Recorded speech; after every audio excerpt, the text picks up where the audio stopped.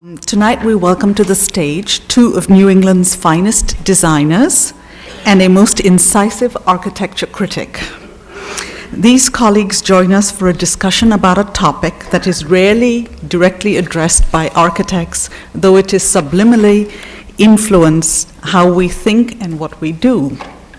The topic is beauty, what it means and how it is evoked by design.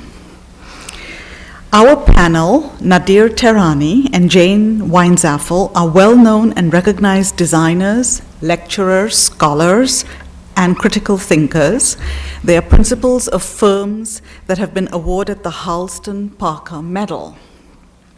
Nick Winton, who was also scheduled to join us tonight, is unfortunately down with the flu and not in a very beautiful place at the moment. So we wish him a speedy recovery. While this discussion is meant to explore the physical, social, and political nature of beauty itself, and is not specifically about the Harleston Parker Medal, it may be worth my telling you a little bit about it. The Harleston Parker Medal was established in 1921 by J. Harleston Parker to recognize the most beautiful piece of architecture, building, monument, or structure within the limits of the city of Boston or the Metropolitan Parks District. The Harleston Parker Medal is widely considered the highest achievable award in the Boston area, in the city of Boston. And I was honored to have served on the 2006 jury. To learn more about the medal, its history, and the 2010 honoree, the New Cambridge Library, designed by William Ron Associates with Ann Beha Architects, please visit the BSA's website, architects.org. Nadir Tehrani, principal of Office Dar and professor of architecture and head of the Department of Architecture at MIT School of Architecture and Planning, was on the 2004 Harleston Parker jury. In 2002, Office Dar, in association with Smart Architecture, was awarded the Harleston Parker Medal for the Northeastern University Multi-Faith Spiritual Center in Boston. Jane Weinzapfel, FAIA, is principal of Lears Weinzapfel Associates, which in 1996 was awarded the Harleston Parker Medal for the George Robert White Youth Development Center in Boston, designed in association with Chisholm, Washington Architects. Jane has been invited to be on the 2011 Harleston Parker jury. We're also delighted to have the New Republic's architecture critic, Sarah Williams Goldhagen, and she will moderate tonight's discussion. Prior to her writing career, Sarah was a professor at Harvard's Design School for 10 years. She has taught and lectured widely and is an internationally acknowledged interpreter of modern and contemporary architecture and urbanism. Sarah has also been invited to be on the 2011 Harleston Parker jury. For the complete biographies of our very notable panelists, please refer to the lecture series page at architects.org. Please welcome Nadir, Jane, and Sarah tonight.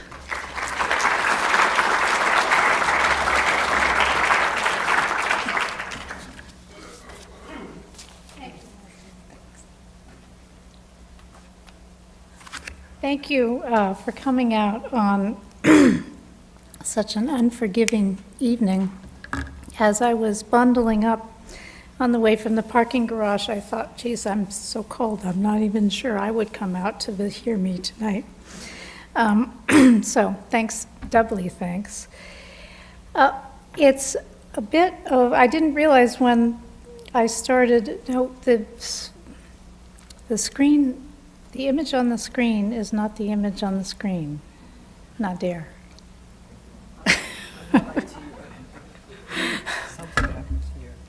Okay.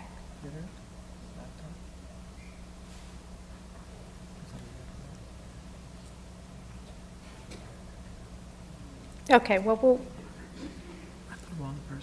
you're the wrong person for this. You know what, I'm just going to go to the one I have here. Oh, there we go. Okay, that's fine. Thanks. And then I just go forward and forward, right? Yep, okay. I've been thinking a lot about beauty, and this is not an easy question to think about. So I will sort of give you some basic framing questions, which I've been discussing in a very interesting way with Jane and Nader, and then turn the podium over to them, who will give their own thoughts on beauty. And then we'd like to have a discussion both among ourselves and then open up to questions to this very difficult and extremely, extremely interesting question. The first thing I did, of course, when asked to do this was look up and see the kinds of buildings that have won the Harleston Award, which includes Le Corbusier's Carpenter Center, the John Hancock Tower, Peabody Terrace, the Boston City Hall, the Lulu Wang Campus Art Center and Campus Center at Wellesley College and the Davis Art Museum, the Institute of Contemporary Art, and then the Cambridge Public Library by William Rahn that was just mentioned, as well as the Genzyme Building, my Banish in Cambridge, and then the buildings for which our participants, unfortunately Nick Winton couldn't be here, felled by the flu. This is a community rowing boathouse in Alston. This is Lears Weisenfall's, forgive me, George Robert White Youth Development Center, which won in 1996, and the Interfaith Spiritual Chapel at Northeastern University. Okay, so I looked at this list and I thought, okay, this is kind of interesting. Boston City Hall just ended up on a list last year of one of the 10 ugliest buildings in the country. Where do we go from here? But I've been reading a lot about human perception and human visual perception and relationship to the built environment, the visual environment last year. And these are the kinds of articles that have showed up in the popular press. There have been enormous numbers of scientific studies, mostly on facial beauty or body beauty in the last few years, and which are really, in a way, updates of the ancient Greek painter Zeux's attempt to paint a painting of the most beautiful woman in the world, in which he realized that no model could possibly provide what he needed, the visual information he needed to paint the most beautiful woman in the world. And so he assembled the 5 most beautiful women in his community and assembled features from each of them and then painted what he thought was the most beautiful woman in the world. Studies of human beauty, facial beauty, shows a clear cross-cultural preference for things like symmetry, for various facial proportions specific to women versus specific to men. I actually, in my research, ended up with an image of this 2 women. One is a computer-generated image, that's the one on the right, in which the face on the left has been corrected by made symmetrical, and then they gave it to a whole bunch of students and studies, and everybody said they preferred, or many people said they preferred the symmetrical face over the asymmetrical face. One of the images I came up with had this woman's face analyzed with her geometries into fractal geometries and geometries of the golden ratio. And I thought, oh, cool, that's an image that would sort of stimulate discussion, until I realized it came from the website of a plastic surgeon. And so I left that one behind. There's also been a lot of work on beauty, perceptions of beauty in natural environments. And it's clear that one sort of natural environment that is cross-culturally found to be beautiful is an image like this. This is a painting by Thomas Cole from the 1830s. Savanna-like landscapes that offer what environmental psychologists call prospect and refuge. In other words, the possibility of prospecting large, long distances while at the same time offering eddies and trees and so on where you can take refuge. And the argument is that humans came from savannas 10,000 years ago. People, even who never have seen or lived in landscapes that look like this, choose this as the most beautiful landscape when shown a bunch of different studies. Certainly, beauty is mysterious, but they do appear to be some underlying principles. Someone recently discovered that there are clear fractal geometries in Jackson Pollock's paintings, for example, and the continuing allure of the golden section I hardly need to explain to this audience. There does seem to be some general agreement on what's beautiful. The United Kingdom Commission for Architecture and the Built Environment found in a recent study that was just published, I think, a week or two ago, a surprising amount of general agreement among people when they were asked to rank. They were shown photographs of buildings and asked to rank their beauty. And St. Paul's Cathedral was ranked as quite beautiful. The Guggenheim in Bilbao was ranked as quite beautiful. The Duomo in Florence, quite beautiful. One building that came up as beautiful, although people admitted they didn't like it, was the Sagrada Familia. And this brings me to an interesting and I think important point, which is, well, there are a number of points to be made from this. Beauty is not wholly subjective. It's not an ethereal quality that we can't discuss. And so what we're going to try to do here is figure out how it can be discussed without becoming prescriptive. We want to find a descriptive language for beauty that's also not prescriptive in terms of form. I think that's the aim of the panel here. Okay. Some of the rest of this, I think I'm going to wait for the other presentations. Let's at least get a reasonable looking image up. And then we can begin to discuss the specifics of these questions after the presentations by Nader and Jane. So we'll have Jane Weisenfall go first, and then Nader Tarani go second. So Jane, if you could come, that'd be great. Thanks. We had some technical difficulties because with this esteemed audience, we were trying to get the highest resolution images. And the thumb drive I brought was a bum thumb drive. So we have the images that I emailed to Sarah Friday. And hopefully they're beautiful enough tonight. So my thesis is that we observe, emote, and develop a vocabulary about beauty, first from nature, then from craft and design, from art, and from beauty in the public realm. We take this evolving vocabulary into the making of architecture. Beauty in nature leaves us arrested, captivated, breathless, or dumbstruck. We observe symmetry and perspective, repetition and number, pattern and order, scale and proportion, surface and depth, structure and shape, light and color, rhythm, speed, interval, sound, and silence. We experience wonder, awe, amazement, keen interest, and curiosity.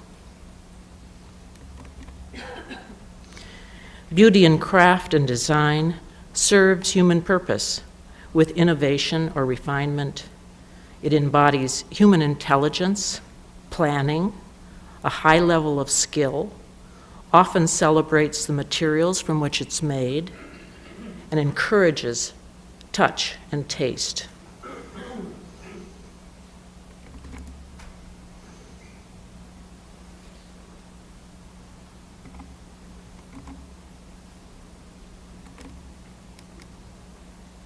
touch. Beauty in art provokes keen observation. It may offer a thesis or concept, representation or illusion, figuration or abstraction, clarity or ambiguity, deconstruction or destruction, truth and lies. As Gertrude Stein offered, art is.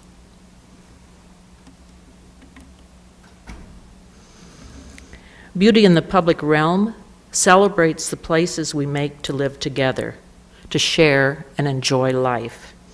Through it, we value our contexts, the fabric of our cities and gateways, crossroads, nodes, magnets, open space and landscape, and the ensemble of our buildings. Beauty in architecture employs the vocabulary of these 4 areas, other areas, and also its own. Space and volume, orientation and views, enclosure and facades, object and identity, matrix and fit, measure and metric, and on and on and on.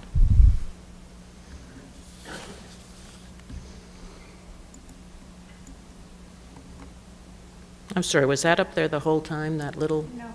Oh, good. I'm going to show 2 projects. The first one is the University of Pennsylvania Gateway Project, which is a chiller plant along the Schuylkill River in an industrial zone at the end of University Bridge, and serves as a gateway from the south to the university. I selected this because of kind of outward commentary.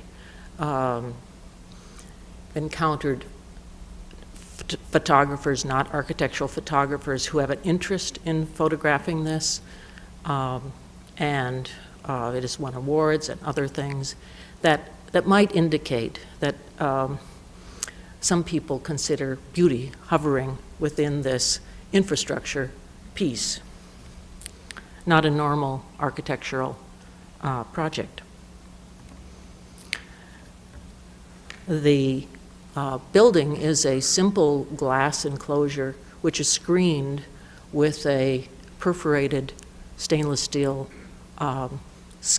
screen that is elliptical in form and allows a precinct for this bit of infrastructure, in that the trucks that service it can move in and around the building within that screen.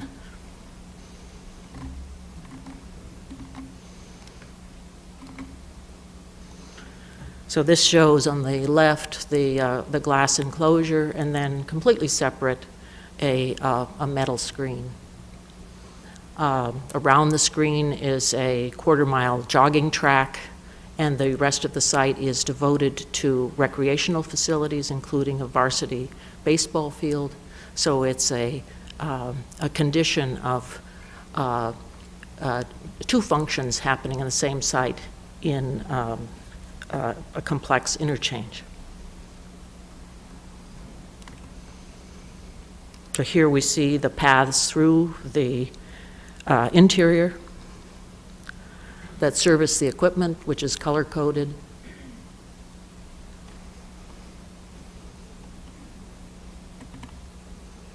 And the second project, quite different, where the previous project at University of Pennsylvania has a number of people come to maintain equipment. It's actually remotely controlled. No permanent staff is in that building. Occasionally, several days can go by and there's no one in the building. At the University of Connecticut, complete opposite program, where we are looking at 2 classroom buildings, one called the West Building on the left and the East Building on the right. If there are any donors in the audience, this is a moment to have a whole building named after you. Otherwise, these may continue. until they honor someone with their name. The West Building is currently under construction on the left and includes only classrooms. So this is a building that has maybe 2,000 students programmed for it during a day, and no offices and no administration. It's straight students, 24/7. The building on the east, this kind of Z-shaped building there, or S-shaped building, is student classrooms on the ground floor, but 5 humanities departments on the upper floors. And so it has a very different configuration in that the offices need a lot of small rooms to have natural light, and so the perimeter is extended and manipulated on the site to provide interior views of a new garden.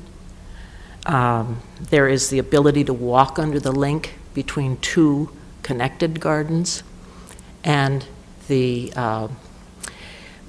2 buildings together emphasize the nexus at the center of the campus, which is what the right diagram is about. This is a kind of diagram that we look at when we're thinking about the site and these projects. What else is happening on the campus? What is the context? What are the movement patterns? And how can the new buildings or new interventions support and enhance what is there? So in the West Building, the building is kept taut and creates a northern quad courtyard for students. The student union is at the left of it. And so you can see an access between, and I'm not sure if we have a pointer here, but you can see the square ring of trees up in the upper left. And if you continue to the center of that over to the right, it is on axis with the first buildings on campus. So that creates a formal quad, where along Fairfield Way, that main east-west movement path, it compresses the path somewhat at that zone and creates a more urban sensibility than without the building.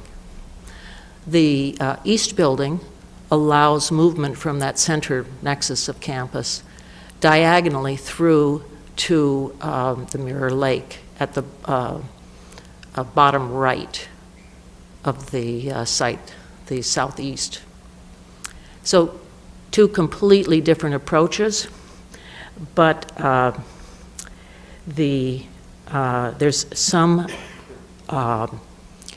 resonance in terms of the forms used between the 2 buildings, because they both include lecture halls and also the materials that are being used.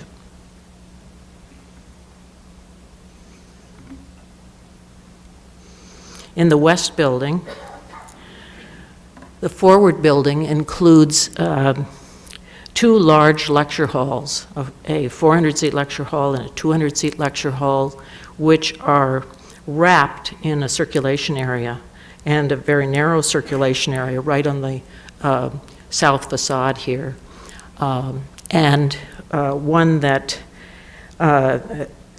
where you can trace the movement of an upper, on the far left, an upper lobby at the upper end of a lecture hall, somewhat like this, where you're coming in at the upper part, but you can descend beside the lecture hall through stairs to that kind of large window in the middle, which describes a lobby between the larger and smaller lecture halls. And then you continue along on a slight ramp down as you move to the right, and there is another kind of reception area or lobby on the far right. So there are kind of 3 lobbies expressed by those big windows, and the movement path is indicated by this series of windows that kind of provoke questions. What are these all about? Why are they looking like that? What is this about? So part of the intention was these are students moving by here a lot and through this main path of campus. So how to engage students in a provocative way. It's a bit of a puzzle, kind of what's happening. And they'll be busy lots of the time and not even think of it till they've seen the building maybe several months. So it's a kind of a dialogue with the audience in this case, the audience of students who are going to use this building in many ways. And I talk about the one that we can see on the exterior, but the same thing is happening throughout the building. There's places that are experiences that students will have within the building, which has a green roof on the sloped forward volume, that if you get up to the third floor, you can look out on, have a waiting area to look out on, a variety of classrooms. So we have here two volumes juxtaposed with each other that are quite different in material and in their part of their form. And I must say, through the discussion and development of a project within the office, we never head-on are looking for beauty. That is, we never sit down and say, now we're going to make a beautiful building. There's so many things to engage. And as I was discussing in terms of nature and craft and art, there is a number of those elements of vocabulary that we are including in our discussions as we're developing a building. We're challenging ourselves with how it fits in the context, how it serves its purpose. Are the spaces wonderful to be used? Do they encourage movement through stairs? Are the stairs interesting enough so that people are not just standing outside the elevator? All of these things are motivating us as we're developing the design. And it's I think, though, always in our peripheral vision that we want this to be elegant and refined, and that the craft of architecture and making is evidenced in the, and felt by, in this case, the students who are using the building. So we've clad the lower sloped roof lecture hall element in natural copper, and and both of these are somewhat wedge-shaped, as you remember from the plan. And the element and part of the building that is located closer to the student quad in brick. That's a brick quad. This is a campus whose campus guidelines encourage brick, encourage a type of brick, and that harkens back to its original Wilbur Cross first building. So we're looking at all of that as we are juxtaposing materials that are affordable at this particular moment in time, and that are appropriate for the heavy use of this kind of project.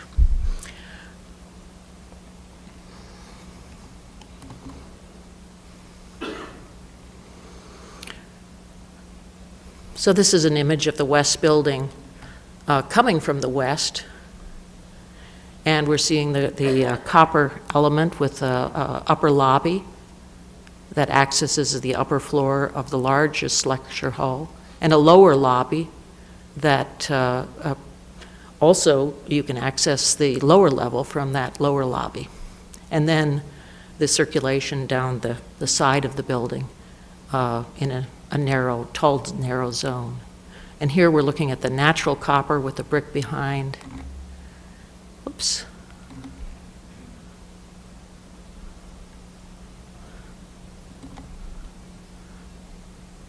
I'm sorry, this goes so smoothly. This is the raw copper as it's being installed. Of course, it's a lot shinier at this moment, but this rendering is trying to indicate the raw copper.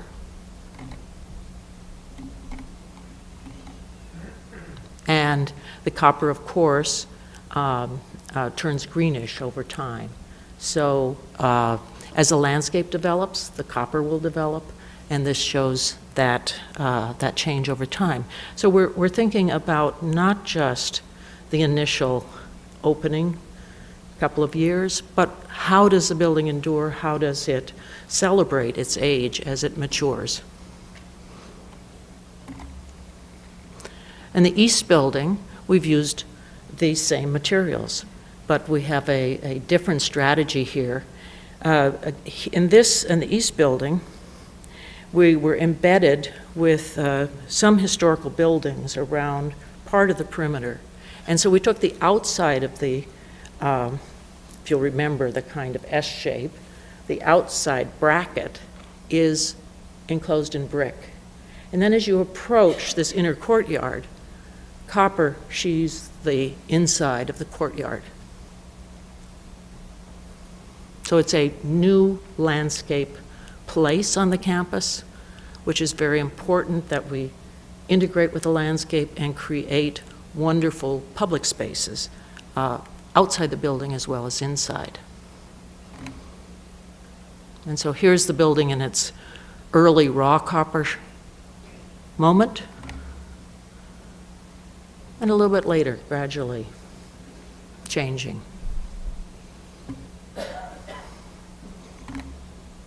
And then the interior spaces we study as much as the exterior.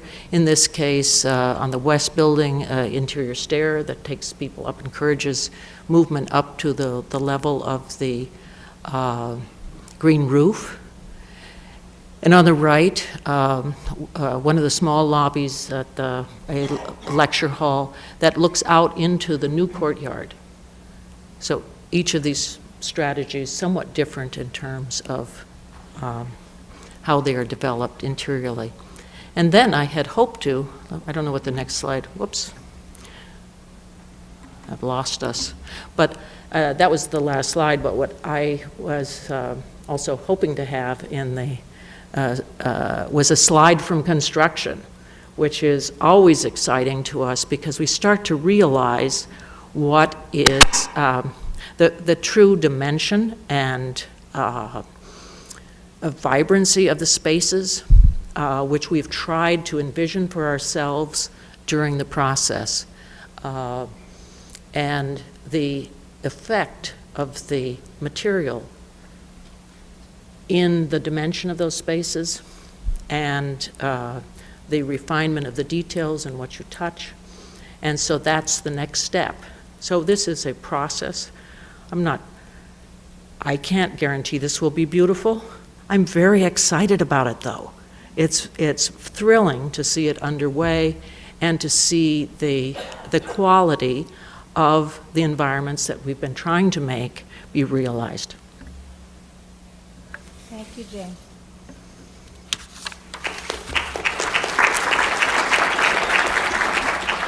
The idea of beauty, no doubt, conjures up a contested ground between personal tastes and public sentiment, both of which help to complicate the discussion about the formal traits of architecture and its methods of conception. The formal traits and the methods of conception I weigh as figuration on the one hand and configuration on the other hand. These are the two operative terms of this discussion.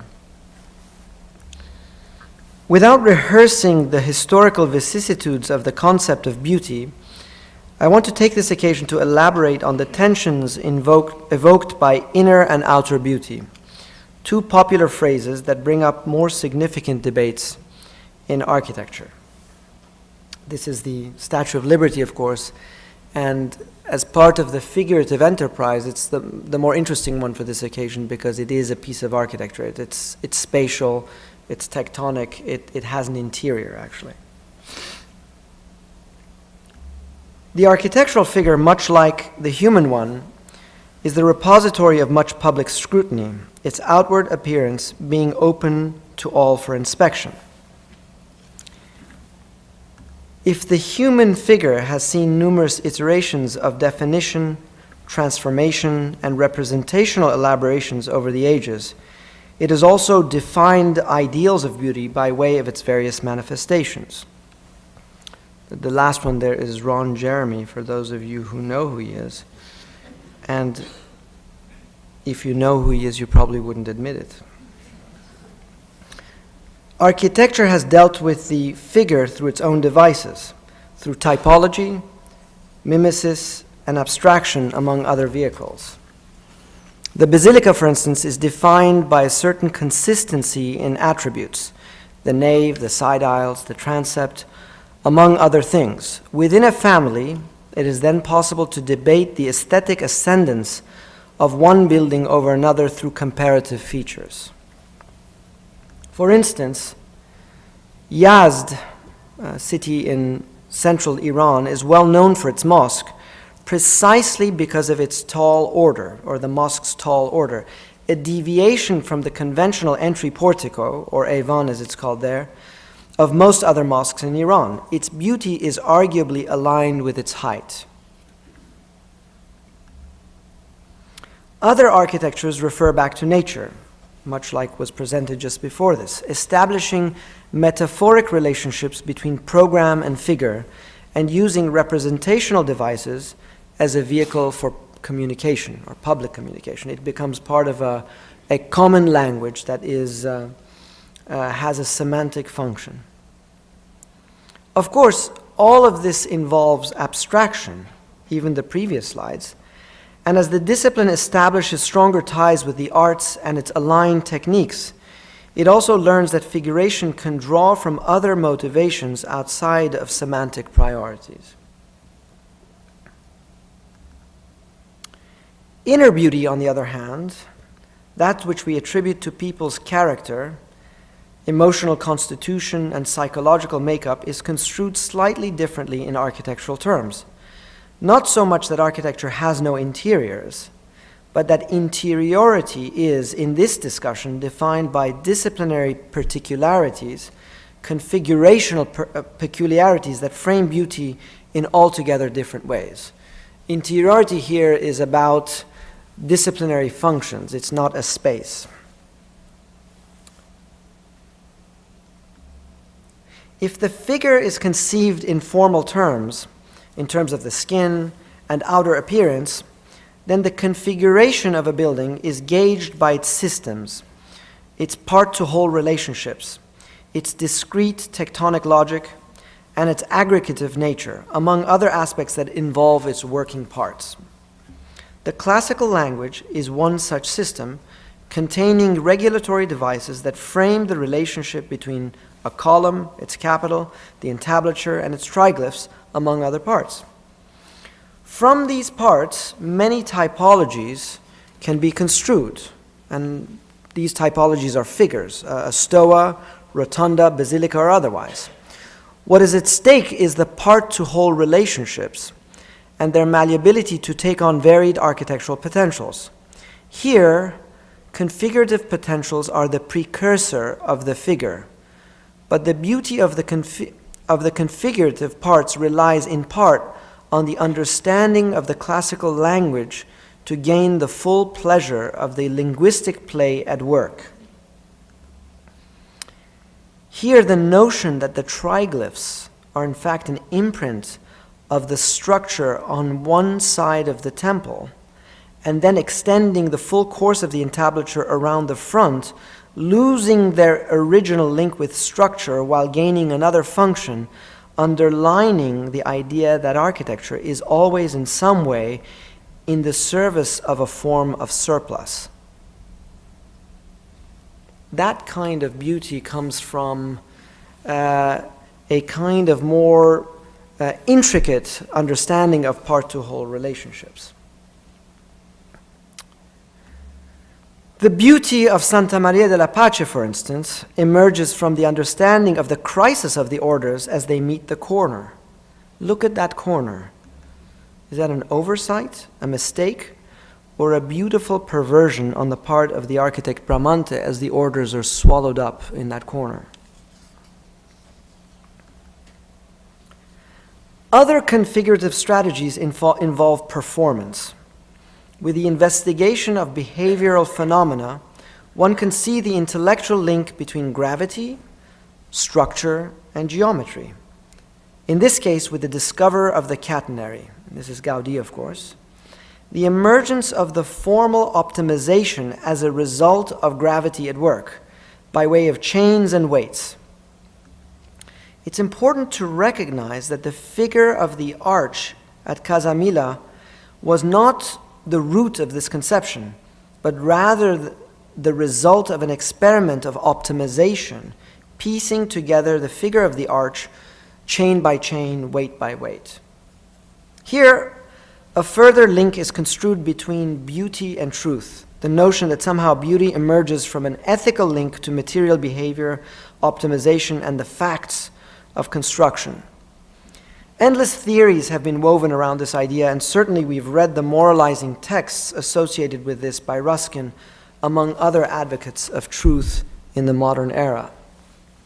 However, the nature of architecture, more often than not, shows beauty in the more complex readings of tectonics.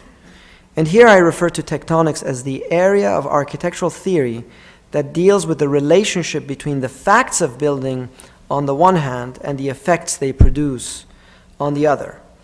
The antithesis of a column has been used to illustrate this concept with clarity. The effect of bearing weight impacting the contour or the silhouette of the column. These types of fictions are a mainstay of most architectures, even when their motivations vary. Take the dome of St. Peter's. Beautiful. But which dome is it exactly that's the beautiful one? The inner one or the outer one? The tensions between technical requirements and aesthetic propositions offer complexities that give architecture constant sway between reality and their narrative counterparts. And certainly beauty plays a role in the story. First, a conceptual beauty, that which oscillates between disciplinary requirements and the requisite knowledge that is required of us to read it. And secondly, a visceral beauty, that which forms the figure of the dome in all of its grandeur, ornament, and skin that we react to almost in a tactile way. It is this same type of conceptual bias that makes modern architecture engage in the same type of rhetorical games. In order to materialize Le Corbusier's notion of the structure and infill, the BAC, Boston Architectural Center, or now college, needs to build structural redundancies and multiple slabs, floors, and ceilings to fulfill the conceit of the drawer being inserted into the frame. Here, beauty comes in the form of a conceptual narrative and less the result of a kind of optimization that modernism has been associated with. If all buildings enjoy a relative loose fit between inside and out, certain buildings help to bring out the reckless disengagement between the two, underscoring the difficulties of beauty or arguable beauty. A stuffed sausage may be delicious, but that in itself does not constitute an argument for beauty. Beauty may require more something that negotiates between the figurative and the configurative, and something that this building clearly evades. Toyo Ito's Todd's in Tokyo seduces through its allusions to nature, a beautiful backdrop for the trees of the boulevard on which it sits. And yet, upon closer inspection, we come to realize that its beauty is skin deep. It's a decorated shed. Its spatial organization, structural composition, and layout bear little relation to the very trees to which they refer. An analysis of that building in the guise of another design by ourselves offers a more difficult beauty, a beauty which engages the very same semantic proposition, but instead confronts all the structural, spatial, and programmatic problematics that are made explicit in Tokyo. The tension between the performance of architecture and the effects they produce are always oscillating in this argument about beauty. Part of that tension arises out of the very cultures that are its audiences. Populist reactions differ from scholarly readings, and yet both enjoy ample validity in the wide spectrum of the urban culture that sets the frame for architecture. This diagram is really the diagram of an animation of the diagram of the previous building as it becomes spatialized.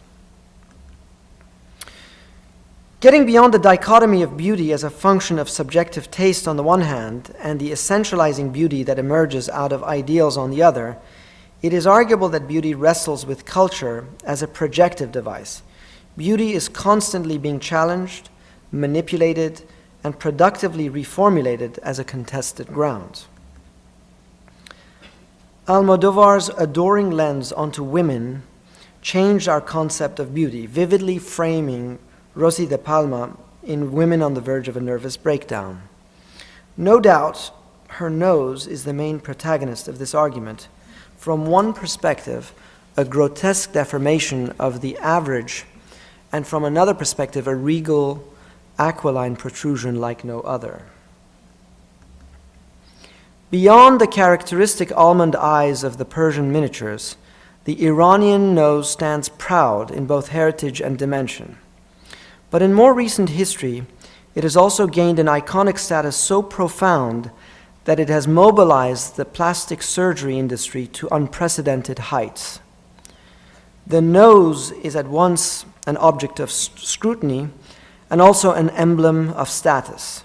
With a majority of patients lining up to rectify the nose on the basis of breathing anomalies and health alibis, all ameliorations lead to the Western nose as model. In a time of political contradictions, so profound is the public sentiment towards the West that even those who don't have the funds for going under the knife will opt to wear the bandage as the symbol of beauty itself. The question is here, is she hiding the beauty of the classical nose in the Persian miniature, or is the bandage an indication of a Western ideal that does not need to materialize in order to become reality? More than anything, though, it underlines the tensions between the figurative and configurative aspects of the discourse on beauty. Somewhere between health and aesthetics lies a discourse on the nose, and architecture is not far away. Thank you. Thank you, Nadia.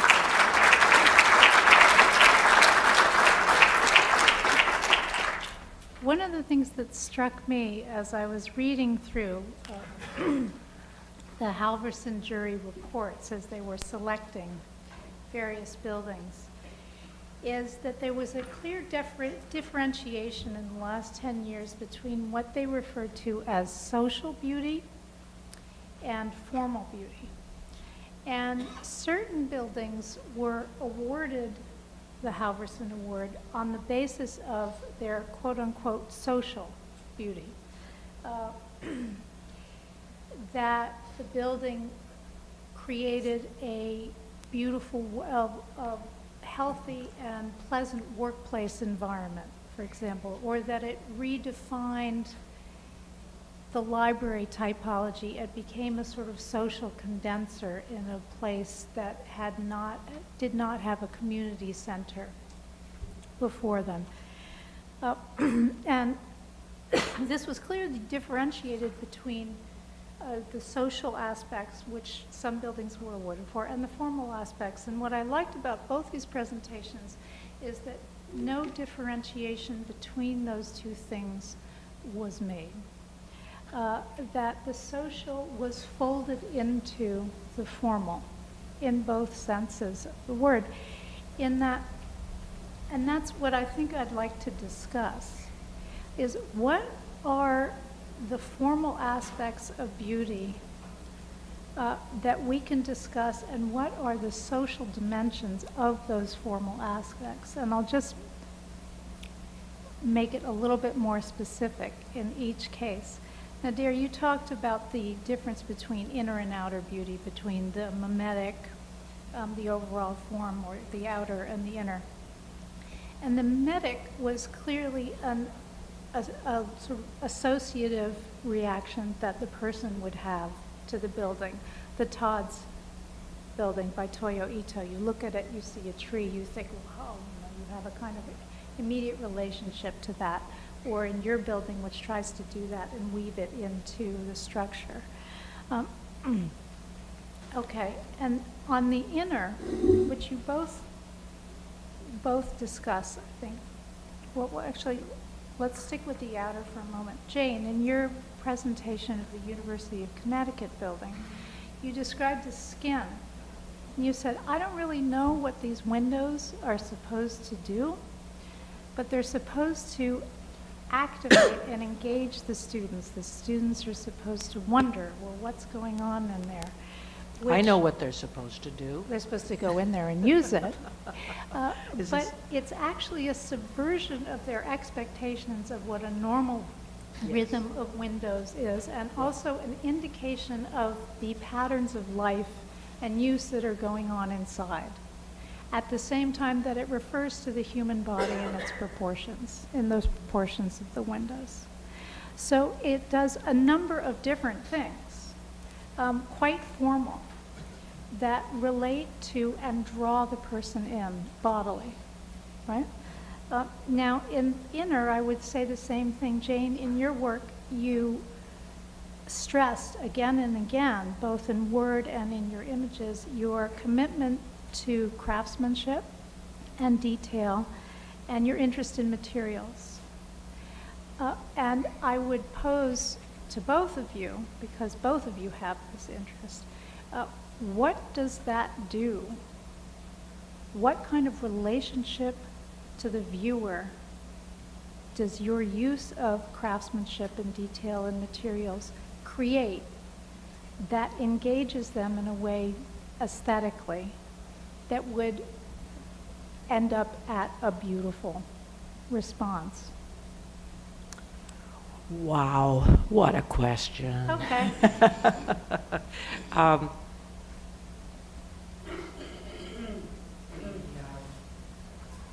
There were sort of 10 questions in there, so you can answer. There were. Do you want to start with which one you want to lead with? You choose.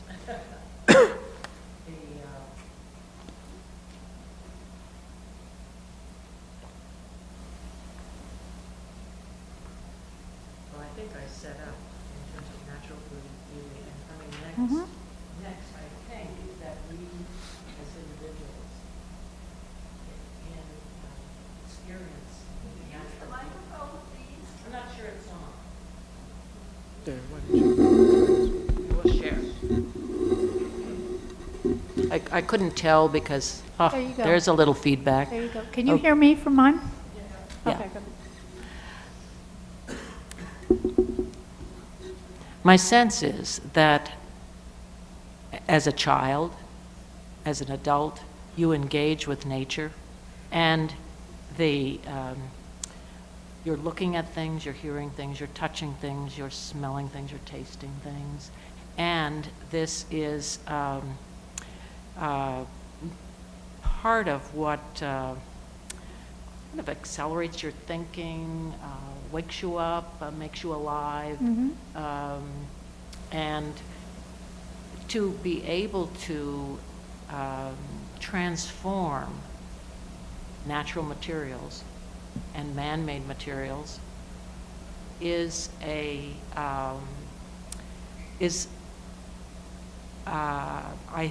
I think an innate wish of humans. When we're children, we like clay because it's easy to do that. We like sugar cubes because we can move them around. So it's a kind of play with natural materials. And in terms of man-made materials, children take apart things and love that. They can't always put them back together, but it's I think, part of human nature to play with material. And as an adult, to be able to capture that play either at a distance being able to see something that is beautiful that you want to touch. So there's a sensuous quality to, certainly to architecture, but to much of life. Well, And not to everybody's architecture. Pardon? Not to everybody's architecture. Well, so the idea of being able to make something and to make it pleasurable and to make it delightful and to make it purposeful Mhm. and to make it perhaps innovative. All of these things, I believe we are wanting to do as humans. And I am lucky in that I get to do it every day, think about these things, and think about ways to make things happen by others. The ability to make things while you're not actually making the fine jewel yourself, but you're translating to 20 other people how to make something and make it simply enough that it can be done by someone's cousin who's new on the job, that sort of thing, and still make it be effective, and effective in the way that is interesting to people and challenges, like how was that made? Mhm. The bringing together that kind of intelligence to the making and the craft is hugely important. And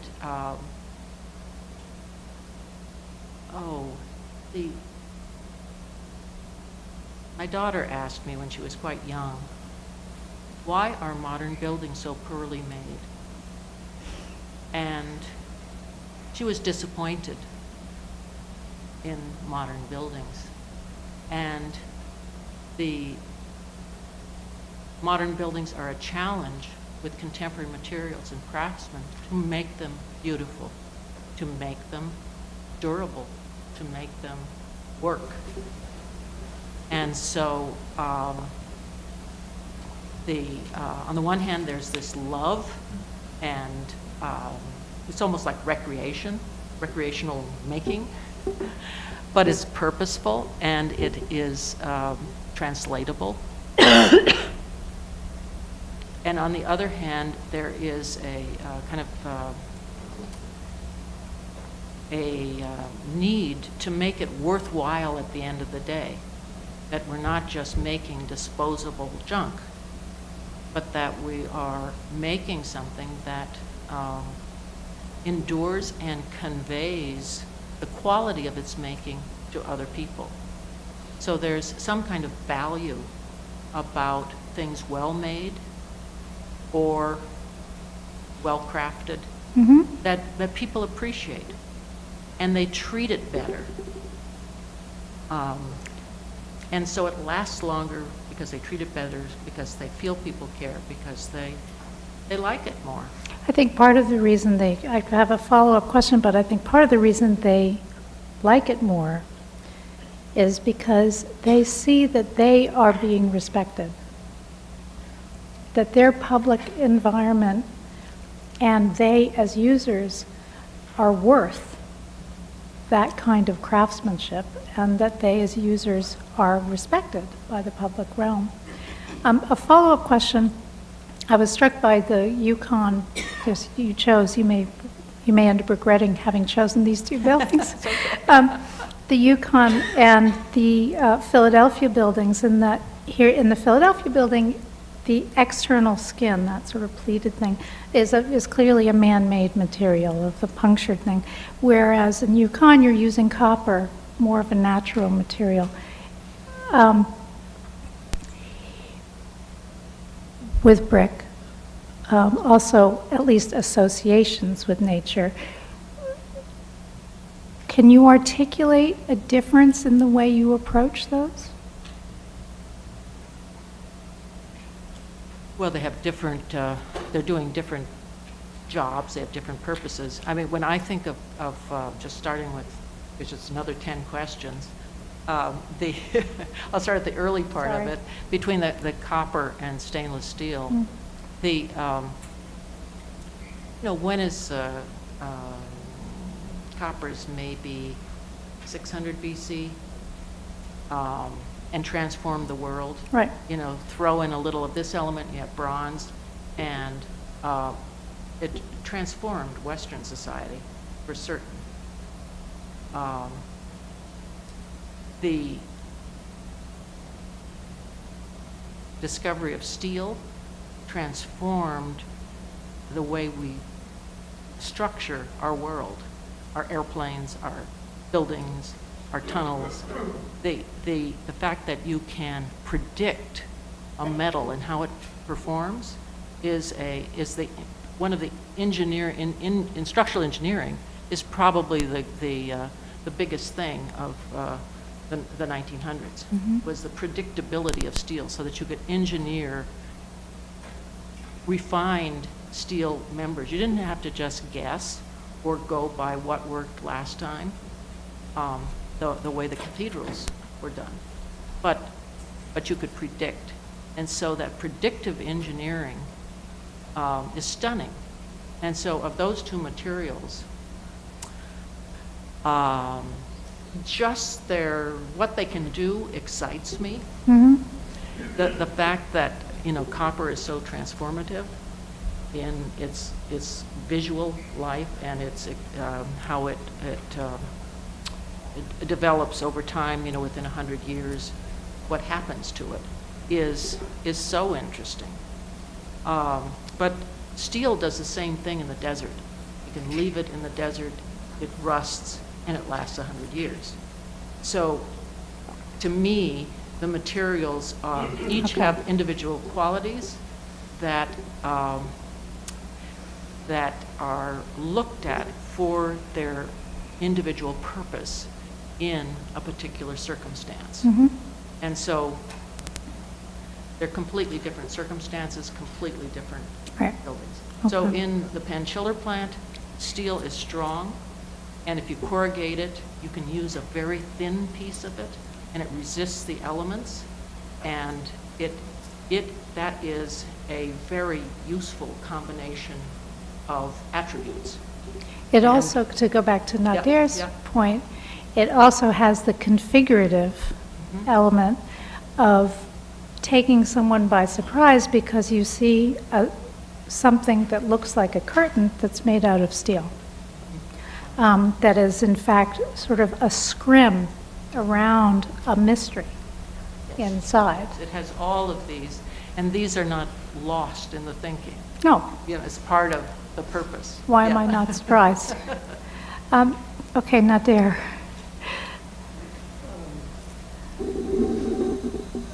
Somewhere in your question about craft, I realized that there's lurking a whole area that I certainly have overlooked, and that is that the way I outline figuration and configuration ends up biasing the visual versus the conceptual. Insofar as its audiences are, on one side is a populist audience, everybody can engage in it, and on the other, a more elitist audience, those who can actually engage in architecture, read it, and understand its You mean the figurative is the populace and the configurative? Yeah, I mean, Yeah. the people who can read the intricacies of architecture have to have a certain level of Yes. knowledge. But in there, I pit the visual culture against conceptual culture. What's missing is actually what should have been a triad, and that is that craft is also related to experience. And that's something you don't capture in a slideshow, and you don't capture in looking at an object. There's more to experience. And that's where the question of visuality or optics may be displaced in lieu of tactility, acoustic resonance, olfactory senses, and those things which amount to beauty but are less describable in the conceptual terms that I certainly put on the table. Why do you think I started there? Well, I mean, I'm leading you back to where you started. Okay, How's go that? ahead. Uh-huh. So anyway, I guess if I were to write, the next paragraph or the next chapter, Mm-hmm. it would really have to do with an architect, beauty as a function of the senses, and how do you begin to establish a relationship between the senses and architecture. Okay, so if we were to go there, and we were to use your terms of inner and outer beauty, or mimetic, metaphor, they're used a bunch of different words, and then inner beauty, which was more configurative, where would the senses fall? Just try it.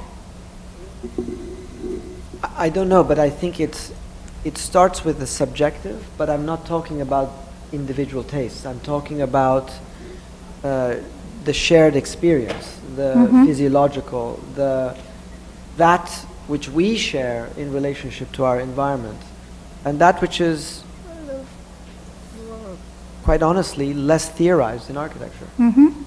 So when you say subjective, I think is the wrong word, is an ill-chosen word. What you mean is really the sensory, the cognitive exactly. sensory The cognitive, experience. Yes. Because one of the discussions that we had when we started to think about how we were going to do this panel is the difference between beauty and taste. And that taste was something which was objectively subjective, whereas beauty is variable, but not wholly personalistic.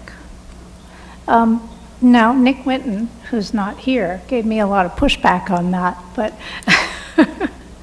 but we'll just keep going along these lines, because I think that the sensory bodily relationship is something that both of you as architects are extraordinarily interested in.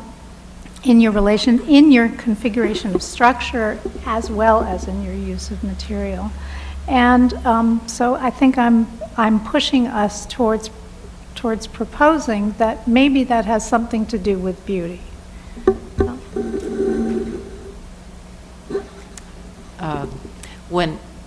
When I arranged those slides on beauty and nature and craft and art, I specifically was working with a young Asian male. My interest there was to develop a universal view that is as universal as happens with people who work together Right. and share the same vocabulary and what have you. So there was an interesting learning on kind of both of our parts, and I think that is it's certainly a wonderful thing about a discussion like this, and but I think there was a shared and overlapping interest. It's not universal per No. se, but it stretches what I would have done in some interesting ways to me. Are there social dimensions to whatever beauty is that we're inching toward and getting at? Well, there's certainly the social dimension of, let's just take craft for example, of admiring what another human being has done with such excellence. There's just something that resonates with seeing that in the crafts, I think. And I take that to mean someone who's a high jumper. What was that wonderful catch that in the Patriots game, where Dion is headed like this, and he's like that, and this is gorgeous. This anyone would say that's a beautiful catch, and we know which one it was.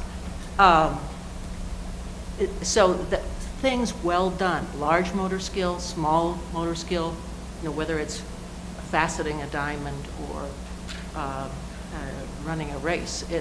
There is something about excellence in a specific area that resonates with me anyway, and I think with a lot of people, that we can say that's the height of that particular attribute. And so when we're addressing a particular issue on a site or wherever, we are challenged by that drive towards excellence and towards the, well, I guess I'd leave it at that. And whether that's, I think that's a social dimension because it can be shared then. If that is invested by a community in a particular project, it's felt. It's felt by that in the community. understanding and the use of that project. So that has a social dimension that carries over into architecture, carries over into public space. So I think it is a real dimension of what we're challenged with. Nadir, you want to?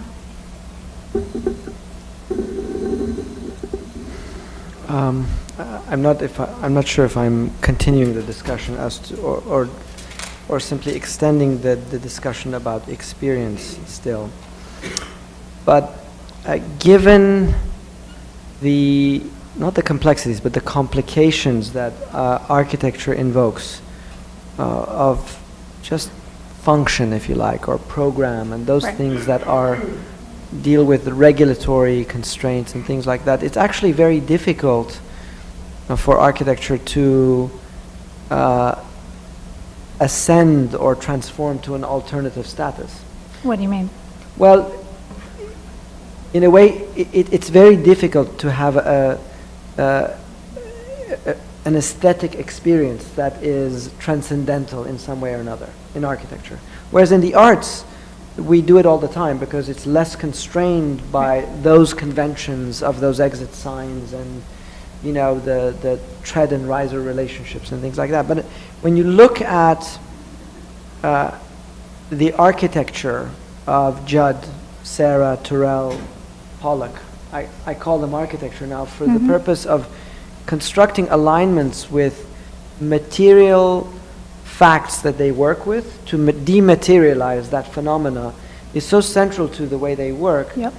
And great pieces of architecture actually do this constantly. And it's those moments when, and I ended with the image by Eladio Dieste, which, you know, is not immediately beautiful, but he does things with brick that appear impossible. He does things that are static but that look in motion. He dematerializes the very medium in which he works. So, and these are, anyway, I'm trying to link that back to experience, that there is actually a link between tectonics, what I described as the effects of bearing weight, That's what. and yes, precisely. and the function of experience. So, I mean, I actually remember when I think I was about 18 when I came to MIT to visit my cousin. I didn't know who Turrell was at the time. And there was a room in which he'd done an installation, and I entered into a dark room, and I saw this blue painting, and everybody's standing around. And I kept saying, so what's the big deal? And it's only when somebody approached the blue painting and almost fell into it that I realized that it's not about the object, it's about the experience. And so this is really where... And it's about the subversion of expectations. Exactly. Right. And your bodily relationship to it. And the social dimension, Jane, I think that this is exactly right, and that's only summarizing what both of you were saying, is precisely in the shared experience of it. Because you know other people are going to walk into that James Turrell or into the Interfaith Chapel or into these Yukon buildings or your other buildings, and they will see the craftsmanship and they will want to touch these things, and they will understand that the rhythms are a subversion of their normal understanding of the pattern of rhythms and windows and so on. And so my argument would be that it is precisely in those formal moments that the social agenda of architecture is actually advanced, which is why I was so struck when the Halverson jury separated out social beauty from formal beauty, because I thought, well, wait a minute. There's something in formal beauty that advances the social agenda of commonality that I think comes out in the work of the architects that we have. I'd like to open it up to the audience. What time are we? We're at 7:29. Believe me, we have plenty more to talk about, but yes. It's been a really great discussion. Is beauty in contradiction with danger, with what might be a psychological response to something that is dangerous? No. Well, before you can react, we need to hear examples so we can all understand the question better. Like if you see something that you perceive as going to have spikes that's going to hurt you if you walk into it, or there's a ledge and you think you're going to fall over it. Is this in contradiction with beauty? In contradiction with beauty. So It could be in tension with beauty, but... Okay, let me summarize, because the first question, I think, was, yeah. I thought what you were initially asking is there a dimension of danger in human perception of beauty? And then the second time I heard you say, is danger opposite to the experience of beauty? Well, So I think I was explain. trying to build on the idea of, of reciprocity, which I thought was a really great moment where if an object that, Jane was making the point that if an object is beautiful, we engaging it feel, in a sense, respected, and that social dimension of beauty is sort of perpetuated. So it's almost like the circle of exchange, or the potlatch, where you feel, involved, right? And then, so that made me think, well, if there's an element of danger in that object that's being exchanged, that one perceives, is that in contradiction with what we're describing as beauty? Okay. And that's where I was responding, that I think danger can be exciting, danger can be attractive, and some of the words I used in nature were more reassuring, but there's a level of intimidation that inspires awe sometimes. I mean, in terms of danger, if they're crashing waves and they're fabulous, you want to get as close as possible, and you have to struggle with yourself, not to go over the edge. And I think that's a wonderful part of what you, in making art or architecture, is where is the edge? I mean, it raises where the edge is, but the other bits of danger or fear, I think it's not the usual beauty, but it, you mentioned a literal edge like falling over, and going to the Grand Canyon. I have a fear of heights, and I fear that I get vertigo if I get too close. But you have to get to the edge, even though you can see everything perfectly well. Somehow you have to get to the edge, as much edge as you can get to, because it is a magnet. It's attracting you, and in spite of the danger, you can't help yourself in a way. Now, part of I've never fallen. I've been several times to the Grand Canyon. I've never fallen in, but I have gone back because I couldn't do a trail because I just got too vertiginous. Vertiginous. Yes, thank you. Nadir, do you want to answer that? No, I was just reminded that there is actually a historical link between danger and beauty in the sublime. And a cantilever as a technical function is numbers, but the effect of the cantilever has something to do with the impossibility of something being rooted in the ground because it floats so much, or the notion that there are moments when you look at the Hancock where it looks like a blade. That for me is a function of the sublime, because it's an impossible geometry. It's a formal impossibility. There are many things, and the canyon is certainly that it has that same architectural quality to it. So all of these hyperbolic moments and all of these things that have to do with radical redundancy or aesthetic transcendence are really linked, I think, to the sublime.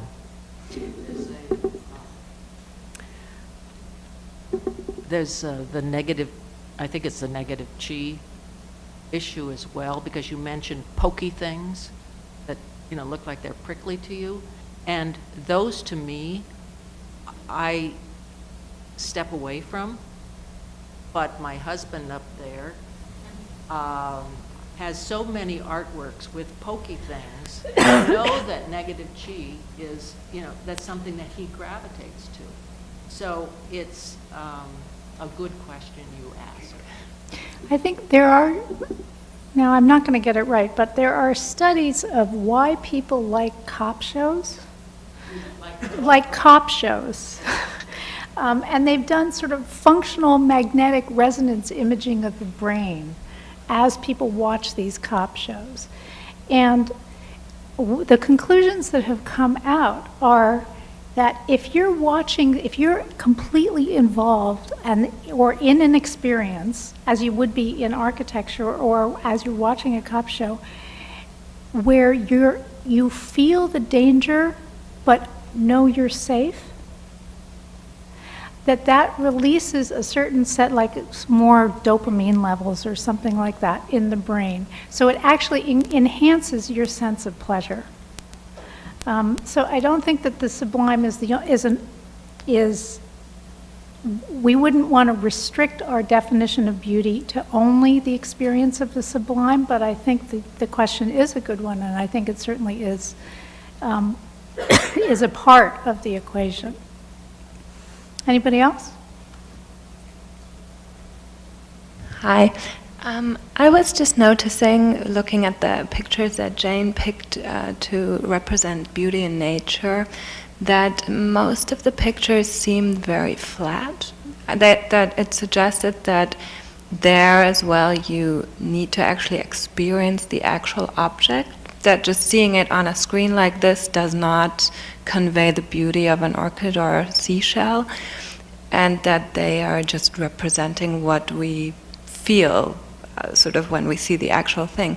So I was just wondering, in terms of architecture, it's a very similar problem to see that in just pictures rather than experiencing it.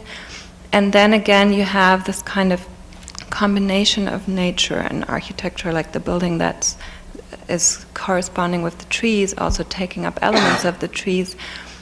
But as soon as it becomes too much like an actual tree, we would probably not like it. Sort of, where is I'm just thinking that part of the beauty of a building has to do with the origin of the idea, or sort of the concept, what it represents, more than how it looks, maybe. You know what I mean?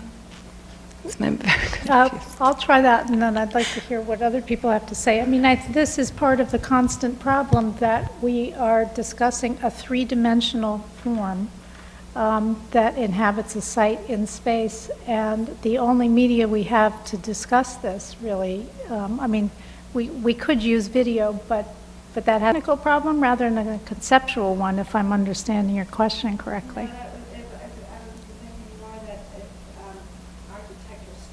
To imitate nature more, because we were talking about function as sort of the inner function of a building, also adding to the beauty, or kind of being visualized as beauty. But then in the terms of nature and architecture combined, there seems to be something that the architect has to add to it. You can't just make a building that is a tree, looks like a tree, works like a tree. It has to be somewhat more. And there, sort of the idea is, the question being, how important is the idea and the concept of a building in what we perceive as beauty? Okay, I Maybe think I'm that's going to, Nadir, that one goes to you, since I think you were sort of struggling with that in your presentation a little bit, although that may be news to you. Could you rephrase the question for me? You passing the buck here or what? No. I think what you're trying to get at is the question of where does the overall conceptual force play into the experience, the architectural experience. And your presentation was in some ways organized around this idea of an overall configurative form, and then the experiential dimensions of construction and so on and so forth. Did I sort of get it right? Okay, go ahead.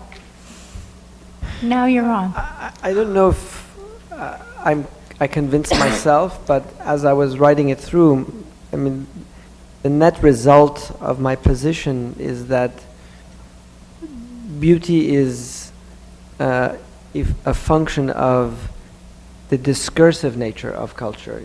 That is, that the beauty is not in the figure, nor is beauty necessarily in the systems that make it, but it's something that's larger than the sum of its parts. And maybe it's in the experience or the cognition or the interpretation or in the debated ground between these various facets where something resonant comes about.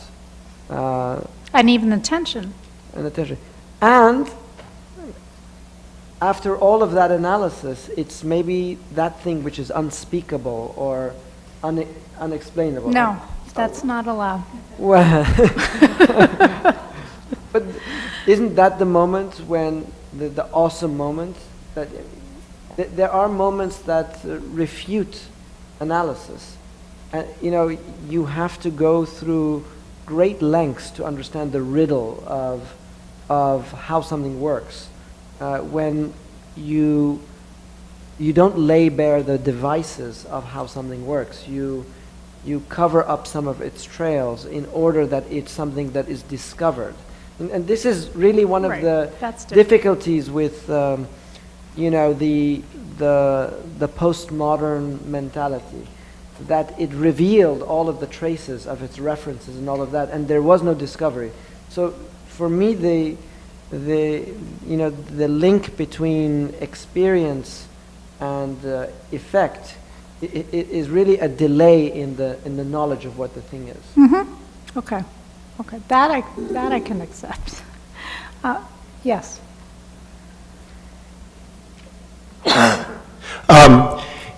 At the Peabody Essex Museum in Salem, Massachusetts, there's an exhibition that opened recently on the treasures from the Forbidden City in Beijing.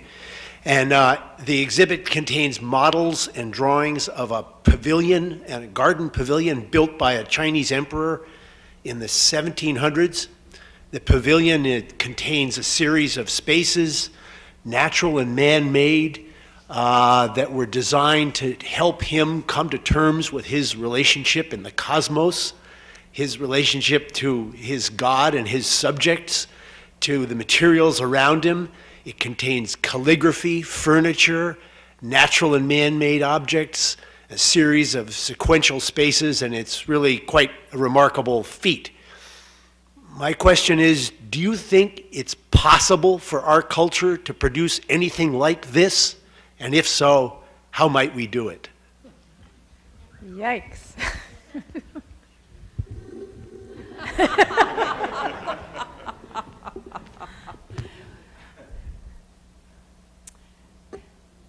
What you're describing, reminds me of other personal adventures, of a narrative through architecture that provokes different thoughts. I don't know, attempts at that. But in this particular case, it seemed soul-searching. Is that correct? Did it seem like that to you, that there was a real investigation? The highest embodiment of my concept of beauty I've ever seen. How might we do it? Well, what made it your highest, what made it the highest embodiment? Just what I described, how he went about incorporating what I think are some of the sort of fundamental themes that we have to deal with in this life is who are we, where are we going, who is our God? And this place was designed with that notion. Is there anything like that in our culture? If not, how might we do it? You forgot form out of your discussion, or that thing which is architectural. I mean, what is architectural about what you're describing? What is the architecturality of what you're describing? The entire exercise, this pavilion, was handmade by us, by humans. Bricks, mortar, natural and man-made.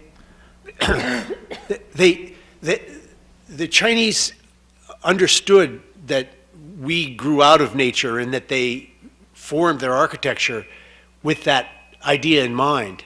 And it's a consistent aesthetic that ran through every decision they made about the materials and the arrangement of them in the structure.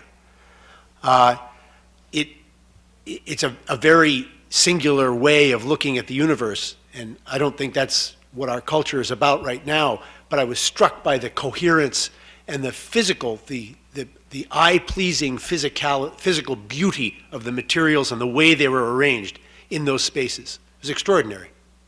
Here, I'm going to try this one,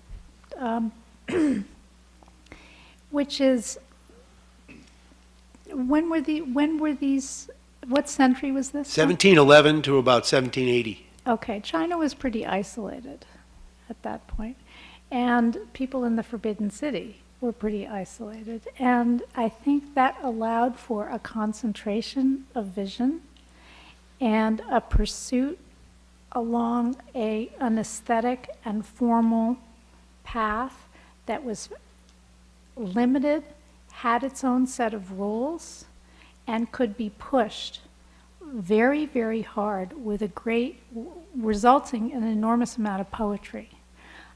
My answer would be that this is happening all over the world, but not with the scale, because it's happening there are more islands of pursuits like that than there is a culture that can create a body of works of the sort that is at the Peabody Essex. I sense a kind of angst in your question.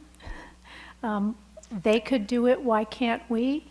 And I would propose that I think you need to reframe the question, and I think you'll find a lot of it.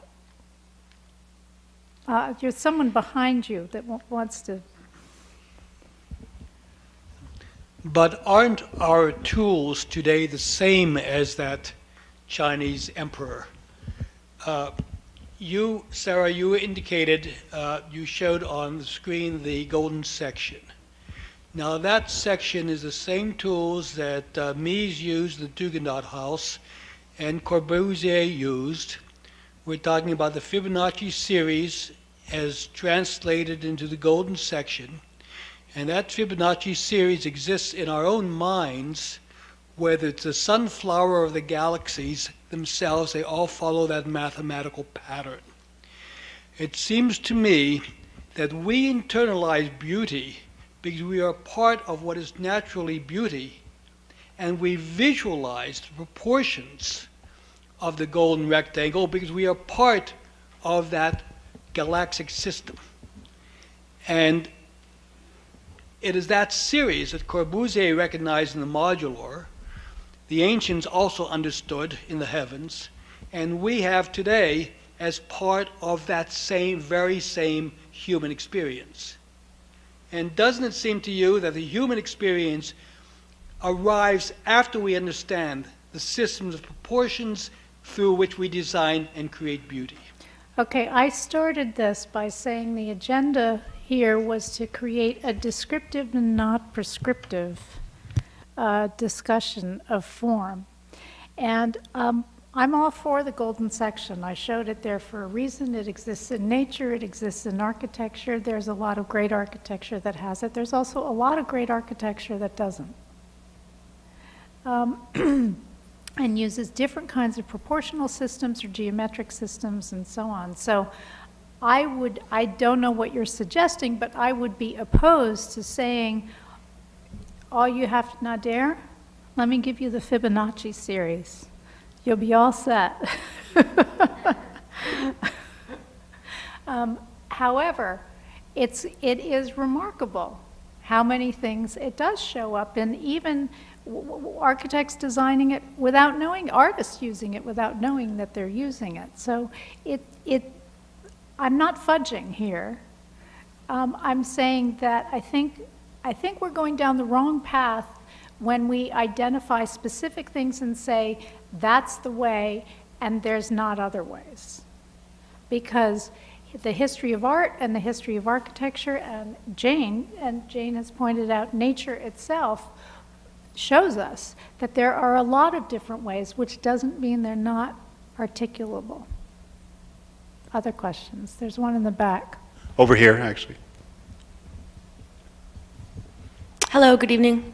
Hi.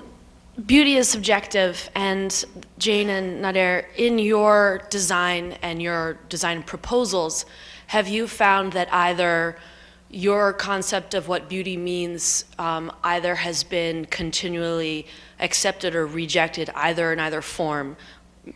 Or in other words, what you're proposing to be built time and time and again has been honored and accepted, and yes, we want to build this, or something that you see as perhaps very beautiful and would like to build has been rejected and you wonder why? Well, your first comment was beauty is subjective, and I'm not sure that's something that we can absolutely say here. We've been talking a lot about the qualities that one could discuss that are not only subjective. So given that, because I can't answer it if it's subjective, otherwise it's, because we have a collaborative office, we work together as teams, we develop together a shared vocabulary, but we don't have and I think many shared values, but there's not a 100% consistency of all of that. There is overlap and challenge, and it is a search. And Peter's question was very poignant. How can we come to some terra firma here where beauty reassures us, or something like that? And given that if there is something objective in our discussion about beauty, there should be some way that we can move forward together. Maybe not to a perfect conclusion that an individual who has both the objective and subjective at their command to put together, but one that is of our time. So it's partly the objective, it's partly our history. I mean, when not only nature and the Fibonacci series and the Della Pace that have trained our eyes and our minds to appreciate certain cultural and historical values. So they're inculcated in us also. And at this juncture of the world, to be bringing together not only Western views of beauty, but Eastern views of beauty, and how to proceed from here as a kind of global conglomerate of, as we move forward. It is, it's a search, but it's not, I don't think, just a throwing a match in the dark or something. It's not just subjective. So we struggle. We struggle together to move beyond, to push at the edge. I liked your question about, you don't just recreate a tree. When is it enough? And you're always pushing at that, because when is it too much? When do you lose everyone else but yourself? And so how do you develop a communal art, which is architecture is in part, and a communal response where you're not doing it for a single reader or a single author, but one where it's a dialogue with a large audience and a search for where are we now? What is enough to move past where we've been without just falling off the cliff and having no audience, and your question partly was, were some of these projects not received well, I think, then, because they were maybe so personal and subjective. But I think but they're not altogether, they're largely not subjective. The choices you make may be subjective, but the material you have at hand is both cultural, objective, subjective, lots of stuff going on. Right. We have time for one more question. Hi, thanks. Hi. I guess what I have to say is getting back to the experiential a little bit more, the experiential dimension. And I got a sense from the panel that there was a sense that it was almost a way forward, in a sense. It was almost what? A way forward in the discussion about beauty and architecture, design, in addition to the figuration, configuration, this idea of discovery and of the experiential dimension in the work. I guess I want to hear you speculate a little bit more on how you see that providing a little bit more accessibility to beauty, to ideas of beauty, especially in architecture. And I kind of had the sense that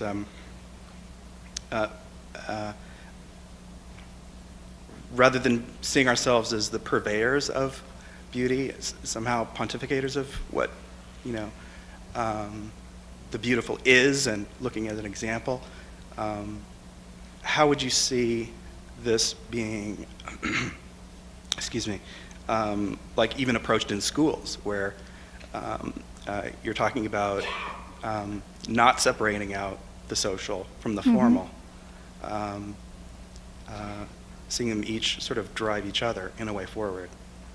I think it's a difficult issue because the last book that was published on architectural experience was published in 1961 by Steen Rasmussen, called Experiencing Architecture. And as Nader pointed out, it's been, discussions of architectural experience have not been welcome in the academy. They've been seen as touchy-feely. It's been quite antithetical to the postmodern intellectual agenda to discuss experience, because it seems to totalizing and universalizing, and that's, so everybody wants to stay away from that. So I think that we're on the brink of theorizing a way of moving forward. I'm not giving you a concrete answer because people are only formulating concrete answers as we speak. But I think that your identification of the Academy as one of the critical places where this discussion must take place and must be advanced is exactly right on target. You want to add to that? Representative of the Academy? I'll try.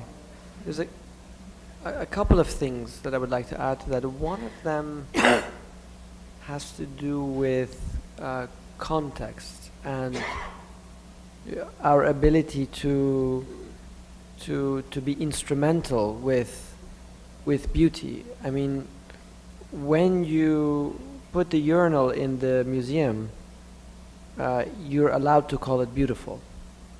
And this to some degree may be a subversive act, but it's precisely it reveals precisely, this is a counterpoint to what you're saying, I know. But I'm saying that there is a critical culture that underlies this discussion also. So the tradition of the grotesque plays a role in the construction of beauty also, and that's one of the reasons why I brought Almodovar into the picture. The other thing, and now this is a completely different argument, the reason I brought up Turrell and some of those other people into the picture is what is fascinating about their work is the degree of precision. And the way I say precision now is like, now I'm the head of MIT, so I feel the necessity to align it with technologies, technical virtuosity, scientific precision, not in the service of science actually, but in the service of having a social function. So the precision with which Turrell understands the experience of a void has all to do also with your technical ability to detail a blade. These are not two different things. These are precisely part and parcel of the same thing. So I'd like to see an emergent theory that deals with experience as part and parcel of the complexity of execution. Yeah, absolutely. Jane? You want to add? Well, I very much enjoyed your question or comment on something like, can you speculate on how to provide accessibility in this discussion? That's a charged and important question.